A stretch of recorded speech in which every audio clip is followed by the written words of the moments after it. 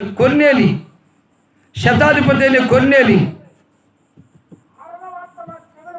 మంచి ధనవంతుడు, మంచి భాగ్యవంతుడు, మంచి ఐశ్వర్యవంతుడు.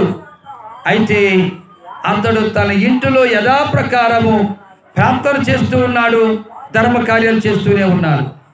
ప్రార్థన మానలేదు. అతడు ప్రార్థన చేస్తూ ధర్మకార్యాలు చేస్తుండగా దేవదూత వచ్చి అతనితో మాట్లాడటం జరిగింది. కొర్నేలి, నీ ప్రార్థనలు, నీ ధర్మకార్యాలు జ్ఞాపకార్థముగా దేవుని సన్నిధికి చేరాయి. కారణం ఏంటంటే కొర్నేలి ప్రార్థనాపరుడు, తన భార్య ప్రార్థనాపరురాలు, తనకున్నటువంటి బిడ్డలు ప్రార్థనాపరులు. యథాప్రకారము ఏమండి తన ఇంటిలో ప్రతిరోజు ప్రార్థన జరిగేది.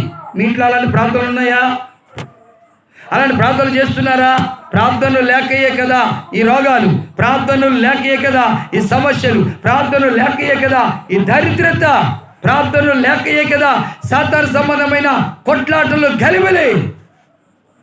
కొన్నేళ్ళింట్లో అయ్యేమీ లేవు. శాంతి ఉంది, నెమ్మది ఉంది, సమాధానం ఉంది, ఐశ్వర్యం ఉంది, ఆరోగ్యం ఉంది. కారణం ప్రార్థన.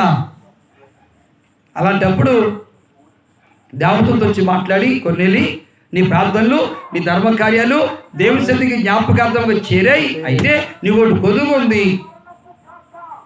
నదీ తీరమున మీ ఊరు నదీ తీరమున ఉంది కదా, ఆ సముద్ర తీరమున శర్మకాడు అనేటువంటి సీమోని ఇంటి దగ్గర ఒక దైవజనుడు ఉన్నాడు. అక్కడ ఆ దైవజనుడు పిలిపించుకోండి. ఆ దైవజనుడు మీ ఇంట్లో అడుగు పెడితే మీకు దీవెన. ఆ దైవజనుడు మీ నెత్తి మీద ఉండి చేతి నుంచి ప్రార్థన చేస్తే మీకు ఆశీర్వాదం. ఆ దైవజనుడు మీ ఇంట్లో ఉండి వాక్యం చెప్తే వెలుగు వస్తుంది అని చెప్పగానే వెంటనే కొర్నేలి ఇద్దరు మనుషులను పంపించి ఆ సేవకుడు పిలిపించారు. ఆ సేవకుడు ఇంటికి వచ్చే సమయానికి ఈ కొర్నేలి ఏం చేశాడంటే తన బంధువులను, తన కులస్తులను, తన స్నేహితులను, తన తోపుట్టులందరినీ పిలిపించి ఇంట్లో కూర్చోబెట్టాడు ప్రార్థనకి. మరి మీరు ఎవరినైనా పిలుస్తున్నారా? అప్పుడు దైవజనుడు లోపలికి వస్తుంటుంటే కొర్నేలి సాష్టాంగపడి, దైవజనుడా నువ్వు నా ఇంటికి వచ్చుంటే మంచిది. చప్పుడు దేవుడు గారు పట్టుకుందా? ఎవరు వస్తే మంచిదంటమ్మా? దైవజనుడు నా ఇంటికి వస్తే మంచిదని విశ్వాసం ఎంతమందికి ఉంది?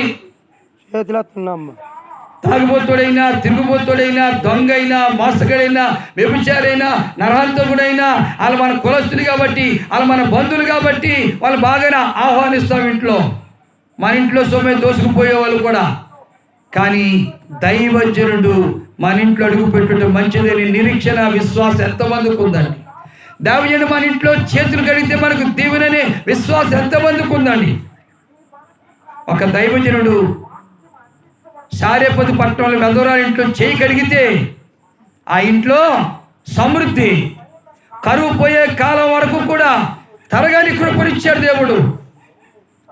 ఆ తల్లికి విశ్వాసం ఉంది. సేవకుడు చెప్పినట్టుగా ఇంట్లోనికి వెళ్ళి ఆ పట్టెడి పిండిలోంచే అప్పం చేసి తీసుకొచ్చింది. గుడ్లో కొంచెమే నూనె ఉంది. మాకు శివర భోజనం అనుకుంది, కానీ దైవజనుడు చెప్పినట్టుగా చేసింది. మరి మీరు ఎంతమంది దైవజనుడు చెప్పినట్టు చేయడానికి ఇష్టపడుతున్నారు? అలా చేయడానికి ఇష్టపడలేదు కనుకనే మీకు ఈ కష్టాలు, మీకు ఈ శ్రమలు.